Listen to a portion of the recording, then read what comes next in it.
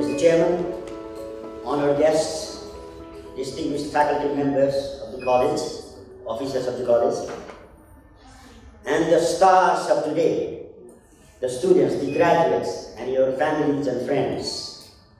I am so delighted to join you today at this lovely commencement ceremony for students who have successfully completed their studies in the Bachelor of Business Administration, Information Management, Social Work, and Rural Development.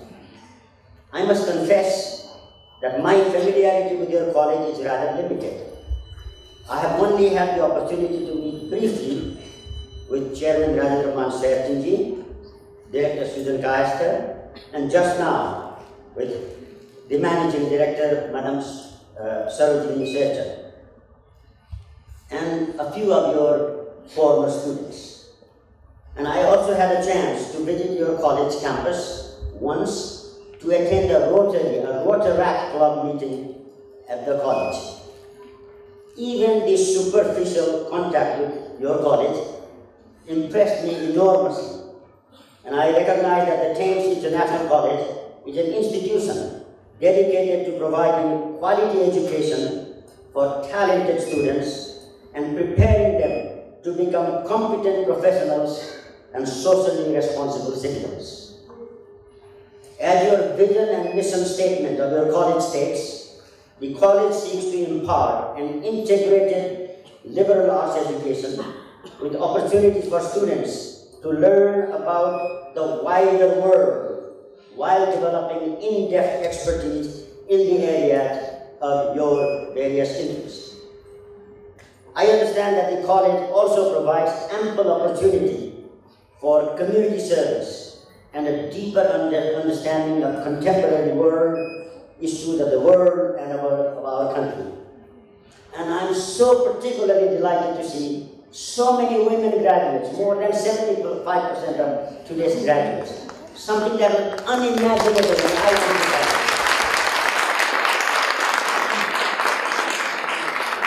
Having successfully completed your undergraduate education, I suppose some of you plan to pursue graduate studies, and the rest of you will be exploring new job opportunities and careers.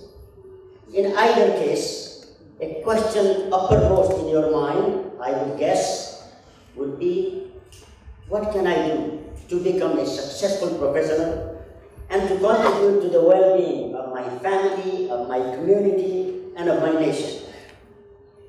And I assume that most of you are from ordinary family backgrounds, not very privileged backgrounds, ordinary family backgrounds like myself. A common concern I hear from young people from ordinary families in Nepal is that good education alone is not enough to get a good job. And willingness to work hard is not enough to succeed in one's career. It is said that in Nepal, you need to have good connections with powerful people in the government or among influential businessmen to succeed. Nepal is not yet a meritocratic society. If you don't have friends and family members in influential positions, you need to do a lot of chakari and dhansun and what the Nepalis call using up source, force, etc. to succeed in life. Life can be extremely challenging for those of us who are unwilling or unable to resort to such demeaning, unprofessional practices. In my own case, I came from a rather humble background, as Susan ji introduced me, from a remote village in the Gurmi district. When I grew up, my village was 5 days walk from the nearest motorable road. There was no school, no health post, no electricity, no telephone. My mother was illiterate and my father had no formal education. I had no friends and family in any important positions in the government. And I never asked anybody to do me any special favors because I detest the practice of doing chakari and dhansun. When people hear this, they often ask me, "So, Mr. Gautam, how did you manage to go from such humble background to become a senior official at the United Nations? What is the secret of your success?" As students of business administration and management, I assume you might have read some books about self-improvement, and perhaps you have received tips for success from your professors and career counselors. There are many books, and these days, Google and the internet search engines from which you can get lots of advice on how to succeed in life. Some of the famous classic books include Dale Carnegie's How to Win Friends and Influence People, or Stephen Covey's The 7 Habits of Highly Successful People, and many other books. Such books and manuals offer you some helpful guidance on how to prepare a good resume, how to prepare for job interviews, and how to become effective in attaining one's goals in life.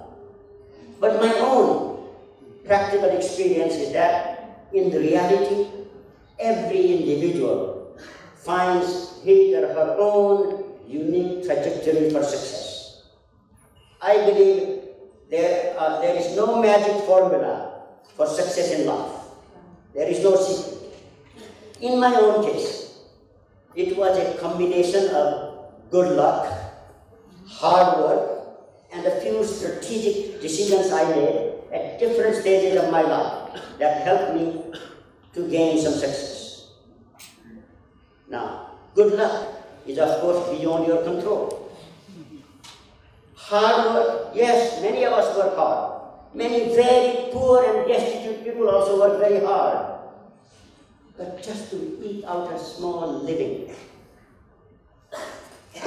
But when hard work and good luck are combined with some strategic decisions, these can lead you to a path of success. All of our lives are shaped by certain circumstances, some carefully planned and others that happen unexpectedly, sometimes even accidentally. In life, some of us manage to take advantage of such good opportunities to propel ourselves on the path to upward mobility. But sometimes many of us just let these opportunities pass. I have been fortunate enough to come across a series of fortuitous circumstances that propelled me on the path to success, but none of these came easily. For me, success always required hard work with tenacity, steely determination, an open mind to learn and improvise, and optimism against great odds. In pursuing my goals in life, I've been guided by the old Sanskrit adage, Udyoginam Purusa Simha Mupaiti Lakshmi Daidena Deya Mitika Purusa Vadani. What that means is, those who succeed do so through hard work and industriousness, and those who fail blame their fate. But this belief was also moderated by another old adage from the Bhagavad Gita, which says, Karmaneva Adhikaraste Mahkalesu Kadachana. In our lives, we must do our duty faithfully, regardless of what the outcome might be. Guided by this philosophy and my personal experience, I have identified a few golden rules that I attribute for my success. And I wish to share this with you today in the hope that this might be of some help to you as you plan your own career. Here are my 5 golden rules for personal success. 1. Find a silver lining in every dark cloud. 2. Take a longer-term view of life. 3. Do the unexpected. 4. Go beyond the normal call of duty. And 5. Never forget your roots. never forget where you came from. To these 5, I would like to add a 6th golden rule that applies not just to you and me as individuals, but especially to our country, to Nepal. And that 6th golden rule is learn from the success and failures of others and don't reinvent the wheel. Let me elaborate on some of these bullet points. Finding a silver lining in every dark cloud. You know, our world is so full of misery, conflict, poverty and injustice that it is easy to be discouraged. Our own country, Nepal, seems to be in permanent political crisis. As if that were not enough, from time to time we face very unfair economic blockade by a neighboring state, as we are experiencing right now. But even in the most desperate situations, we can always find some glimmer of hope against all odds. Every dark cloud has a silver lining. If we think positively and search for that silver lining, we can usually find it eventually. We Nepalis tend to complain about how there is so much corruption, inefficiency, inequity in our society. That is of course true. But in my work for the United Nations, I came across countries and regimes that in some respects were far worse than Nepal. I witnessed or had to deal with the consequences of genocide in Cambodia and Rwanda, the medieval barbarism of the Taliban in Afghanistan, Boko Haram in Nigeria, or the recent brutalities being committed in the name of Islam by ISIS, the ethnic cleansing in Bosnia and Serbia, the military oppression in Burma, the dangerous adventurism and human rights violations in North Korea, the failed state syndrome of Somalia, or the catastrophic HIV/AIDS and now Ebola virus that is decimating so much of sub-Saharan Africa. All of these situations are far worse than Nepal. Nepal is actually better off than many of those countries. But even in such horrendous situations, one can often find some glimmer of hope. A few brave people and some good organizations make a huge difference against all odds. Indeed, as I said, one can find a silver lining in every dark cloud. Positive thinking not only helps keep our sanity, but it can usually energize and propel us to a path of success. So let us not be cynical or overwhelmed by adversities, but try to find a silver lining in all adversities and keep our composure and optimism. My second point, taking a longer term view of life. You know, in the day-to-day life of a person or an institution or a nation, there are always things that go wrong and upset us. But we must not allow these to weigh us down. To succeed in life, we must not be too impatient or greedy or tempted to fall for short-term gains or instant gratification. If we go for things that are of lasting value, we will succeed and feel proud over the long run. This principle of thinking long-term with patience, perseverance, has served me very well, and I trust it will serve you too. My third point, do the unexpected. I have found it both personally and professionally rewarding to do things that surprise people unexpectedly in a positive way. We all tend to do things that our family, our society, and colleagues expect us to do, and do them well. That is only normal and natural, nothing exceptional about doing what your parents expect you to do. But if you want to shine and be noticed, sometimes it is good to do things that people do not naturally expect you to do. I was fortunate to study in some great American universities, so people would expect me to read and write and speak English fairly well. That is to be expected.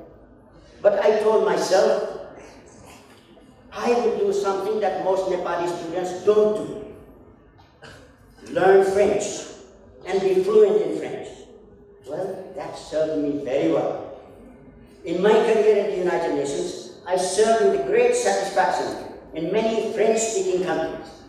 When I visited Francophone Europe or Francophone Africa, and I could dialogue directly with leaders and counterparts in their own language without the need for any translator or interpreters, I felt much more effective in my advocacy role.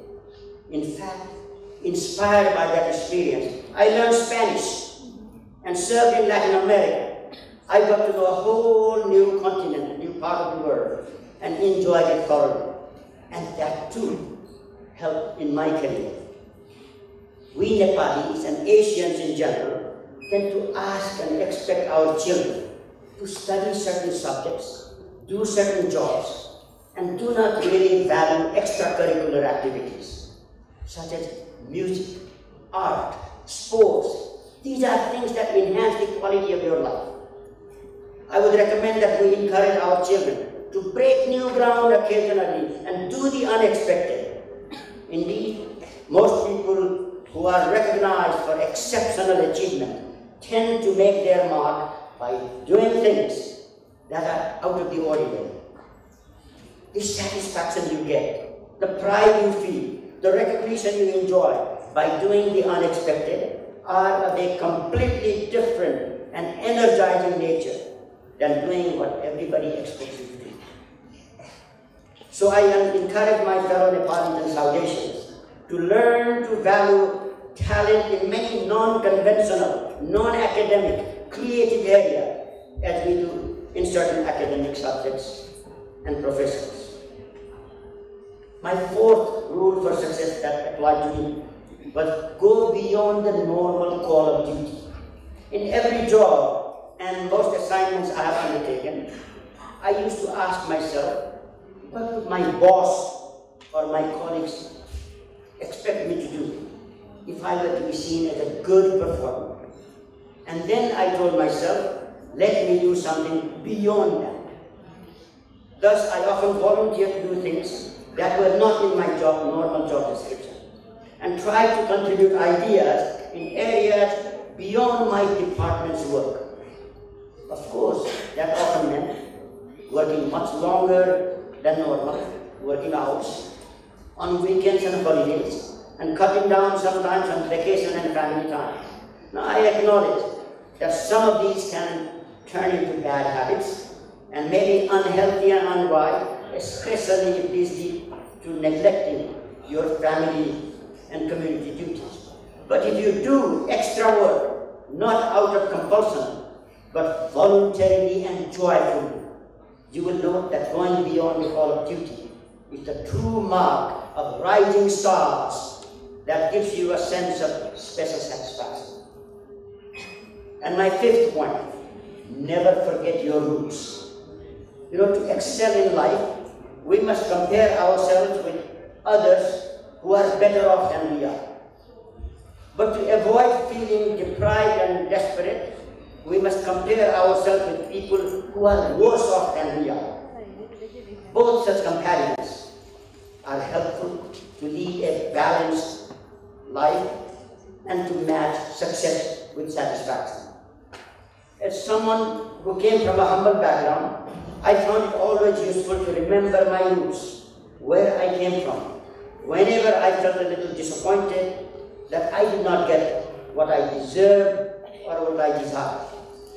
There are 7 billion people in the world, and I can tell you that all of us in this hall are better off than 6 of those 7 billion people. So we are not so unfortunate. 1/3 of the world's people still live in communities and households where there are no toilets, no electricity, no telephone, no television, and no internet.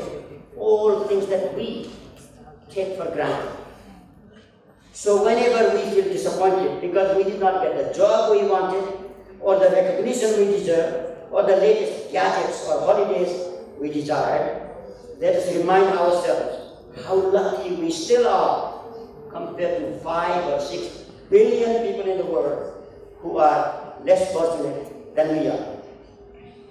I find it always useful to remind myself, as Mahatma Gandhi said, the world has enough to meet all of our needs, but not enough to satisfy all of our greed.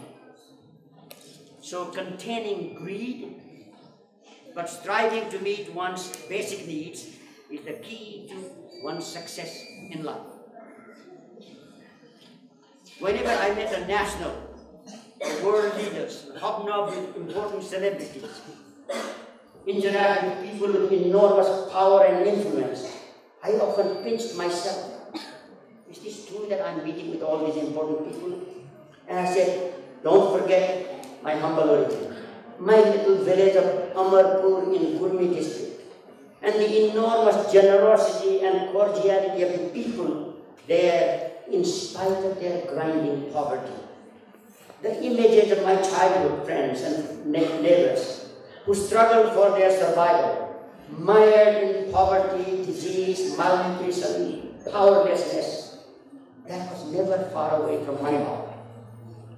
I always felt I owe the good people of my native village an enormous debt of gratitude for their blessings and good wishes. To reciprocate, I have sponsored a number of health, education, and community development activities in my village and surrounding areas, and offered some help to all the schools and colleges that I have attended. In fact, I'll be traveling to Gulmi tomorrow morning to spend the Dasani holidays with the villagers in my village and to support some charities there. Even after I'm no longer in this world, I've established a small endowment fund in the name of my parents to continue to support some community development activities in my village and surrounding areas. I know what I'm doing is not enough, and I'm exploring various ways to be more helpful, not just to my village, but for my country and humanity at large. The driving force behind all of this is my gratitude for the goodwill of the people of my village, whose blessings helped me to become a global citizen. Now these 5 rules that I mentioned that help me may or may not apply to you. As I said, each of us has to find our own path for success. Learning from other people's experience and not repeating the mistakes that others have made. And this, my friends, applies not just to us in our personal lives, but to institutions and to nations as well. And here I come to my 6th and last point, especially as it applies to Nepal. So that rule is learn from the experience of others and do not try to reinvent the wheel. Part of the reason why I believe Nepal remains so poor and underdeveloped, it's precisely because we refuse to learn from other countries' successes and failures, and we try to improvise our own ideologically driven systems and solutions. Thus, Nepal has a surplus of political parties and leaders who try to sell us some pale and outdated ideology, like Marxist, Leninist, Maoist utopia, as if those were the most progressive and outstanding things in the world. The world has rejected them long ago. The latest snake oil that is supposed to cure all our illnesses is federalism, especially of the identity-based variety. This has been prescribed to us without any empirical evidence that federalism of any kind is either a necessary or sufficient condition for economic development or social progress. If we look at the real success stories of countries that have made rapid socio-economic progress in the last century, we will note that no particular ism or ideology delivers success. Instead, the most successful countries are those that follow a broadly democratic system with respect for human rights and pragmatic economic policies with a judicious fusion of well-regulated markets, offering incentives for private enterprise, innovation, and excellence. In such system, the state ensures provision of basic social services for all, a level playing field, and equal opportunity, not necessarily equal outcome, equal opportunity for all, and special protection and social security for the most vulnerable groups. It is the duty of a progressive state to ensure that nobody falls below a certain minimum threshold of human well-being, and that society as a whole lives within the boundaries of environmental sustainability. Some call this welfare capitalism, others call it democratic socialism. The name does not matter. The growing global consensus, as reflected in the recently UN-approved Sustainable Development Goals, endorses this vision of a mixed socio-economic development combined with good governance, rule of law, respect for universally accepted human rights, and a pluralistic democracy with an egalitarian ethos. If such model is broadly good enough for the whole world, it ought to be good enough for Nepal too. And we need not pursue any more revolutionary and radical tailor-made systems for Nepal. We can just follow the good practices that the world has seen and experienced. I'm afraid the current crop of our leaders in most of our political parties come from an earlier era in which ideological debates were the lifeblood of political parties, rather than pragmatic, evidence-based policy making. But I'm optimistic that within the next decade, we will see a new generation of more pragmatic, less ideological leaders with better appreciation of the positive forces of globalization displacing the old guard. Given the bountiful blessings of Mother Nature, Nepal's strategic location between two giant emerging economies of China and India, the richness of our culture with all its wonderful diversity, the goodwill of the international community that we enjoy so much, improved education of our younger generation, and our growing interconnectedness with the rest of the world, the prospects for Nepal to build a bright future are very, very promising indeed. Right now, with our messy politics, the recent devastation of the earthquake, and India's ongoing blockade, things may look dim and grim. But I have no doubt that we will overcome all these adversities within the coming decade. And I'm confident that the good education you have gotten at Thames International College will help you become the builders and shapers of that new and prosperous Nepal. So I wish you all tremendous success. Congratulations, good luck, and thank you.